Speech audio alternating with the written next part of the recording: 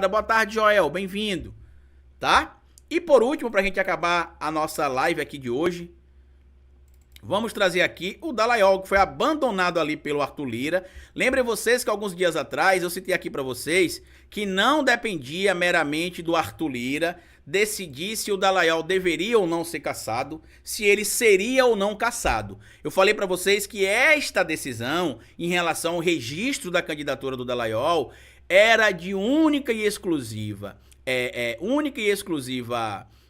ação do TSE. Ela não era algo relacionado ao Dallagnol necessariamente, ela não era necessariamente ligado também a... Mas não o Dallagnol, na verdade, não era ligado ao Pacheco e ao Lira. Tanto que o Pacheco deu entrevista essa semana dizendo que não via, por exemplo, tá? Não via, por exemplo, possibilidade de restabelecimento do mandato do Dallagnol. O Lira também já mudou de posição. Ele tinha dito que a perda do mandato do Dallagnol teria de passar pelo Congresso. E aí eu falei aqui, inclusive, não sei se vocês estavam aqui na semana passada e no início dessa semana, quando eu comentei isso, que eu disse, gente, isso não depende do Lira, porque se trata de fatos anteriores à eleição e que referem-se especificamente a registro de candidatura. Não se trata a algo do curso do mandato ou após a diplomação do mandato do Dallagnol. Então, após a diplomação, tem algumas prerrogativas que seriam especiais a ele. Antes do mandato, não. E lembrem vocês, inclusive, também, que o Dallagnol foi o único candidato no Paraná que teve ali o seu registro de candidatura aprovado depois da eleição. No dia 20 de outubro, a eleição aconteceu no início de outubro, se não me engano, no dia 2, se não me falha a memória. A confirmação pelo TRE do Paraná, que aprova tudo ligado à Lava Jato, né? As justiças, os âmbitos jurídicos do Paraná aprovam tudo relacionado a pessoas ligadas à Lava Jato. E aí, o Lira agora recuou, que ele entendeu que não depende dele. A decisão já foi tomada pelo TSE e tomada por unanimidade, certo? Mas segue aqui a matéria publicada no Globo, assinada aqui pelo Lauriberto Pompeu. Procurei Lira, mas ele fechou as portas de Dallagnol sobre cassação. Deputado afirma que o presidente da Câmara ignorou o pedido de reunião e mensagem sobre a decisão do TSE. Por que ele ignorou? Porque não tem o que fazer. Você perdeu o mandato porque violou o que estabelece a linha Q. A gente precisa rememorar aqui, certo? Lei Complementar 135 de 2010, no seu artigo 20, na linha Q. Na alínea Q, na verdade, fala aqui o seguinte, ó. Na alínea Q, para ser bem específico com vocês. Os magistrados, tá aparecendo para vocês aí? Perfeito. Deixa eu só aumentar aqui para vocês o tamanho desse negócio. Tá aqui, ó. A linha Q.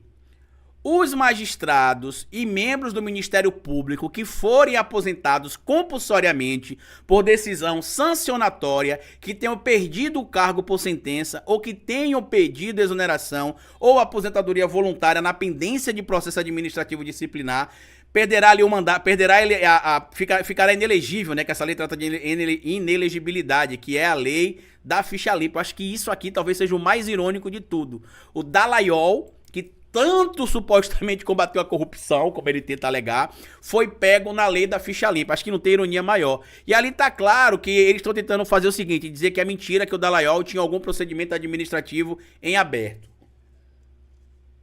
E eu preciso fazer uma observação aqui que é mentira. Que ele não tinha procedimento administrativo em aberto.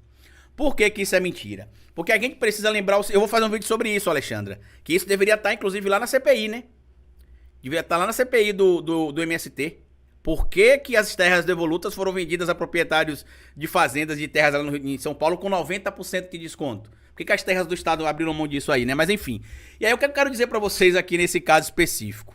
O Dallagnol, ele tinha 15 procedimentos em andamento. Vários seguiram ali, inclusive com o direito a contraditório, ampla defesa, passaram por sindicâncias e tudo mais. Só que eu vou fazer o seguinte, eu vou ignorar os 14 e vou me apegar a apenas um. Eu vou ignorar os 14, certo? O que acabou acontecendo? Vão ouvindo o que eu vou dizer pra vocês aqui, tá? O que não poderia sobrar pro Lira não, André. O Lira não tinha o que fazer. Se o Lira tomasse essa decisão, seria inconstitucional. O STF basicamente falaria, sua decisão não vale. É inconstitucional. Mas enfim, voltando pra cá. O que acontece em relação especificamente ao Dallagnol nesse único caso que eu vou citar como exemplo claro aqui?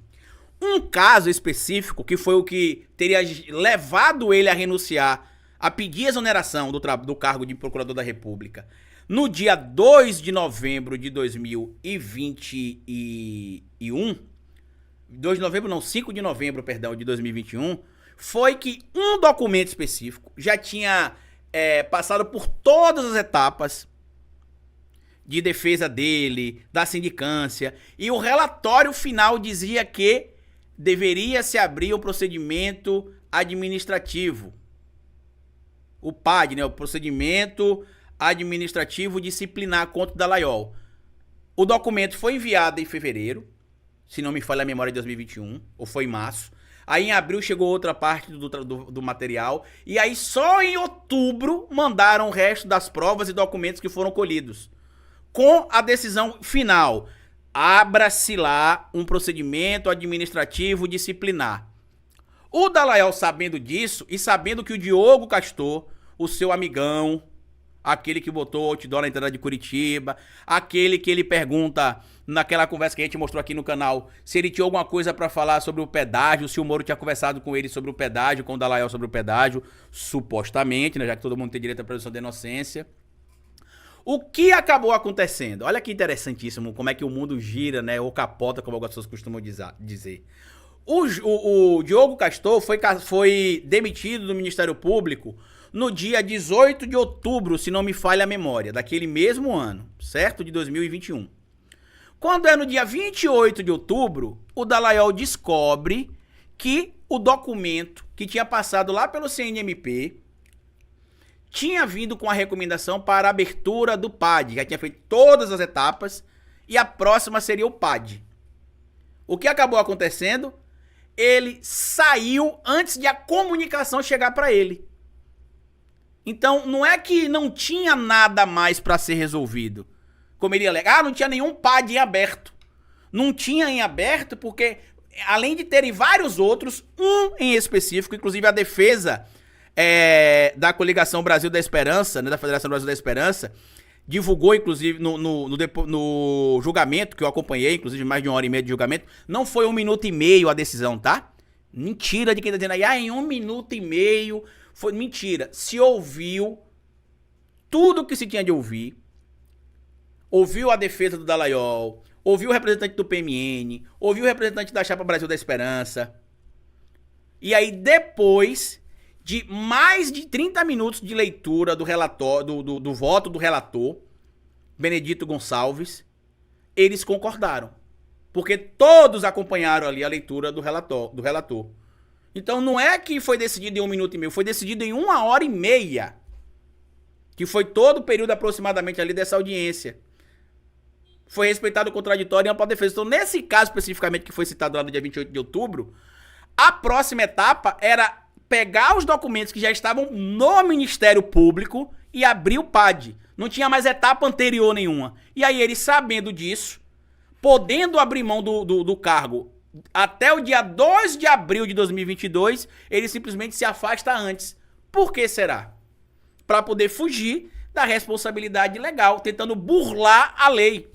Foi isso que aconteceu. E ele foi tão canalha, né, nas argumentações dele, que ele ainda tá tentando aqui, ó, dizer que o Benedito Gonçalves condenou ele esperando uma vaga no STF. Eu até separei aqui, não sei se tá nessa matéria ou se tá em outra que eu vou soltar no canal daqui a pouco. Ele diz aqui que o Benedito Gonçalves tomou essa decisão de forma arbitrária, tentando ali com a esperança de ser indicado pelo Lula para uma vaga no STF. Aí eu pergunto a vocês, qual a prova que ele tem? Nenhuma. A diferença é que quando ele era membro do Ministério Público de Curitiba e agia em conluio com os magistrados, eles davam jeito de produzir provas. Então, para quem não conseguiu entender o básico, o Dallagnol rodou, tá? E vai rodar também o Moro muito em breve, certo?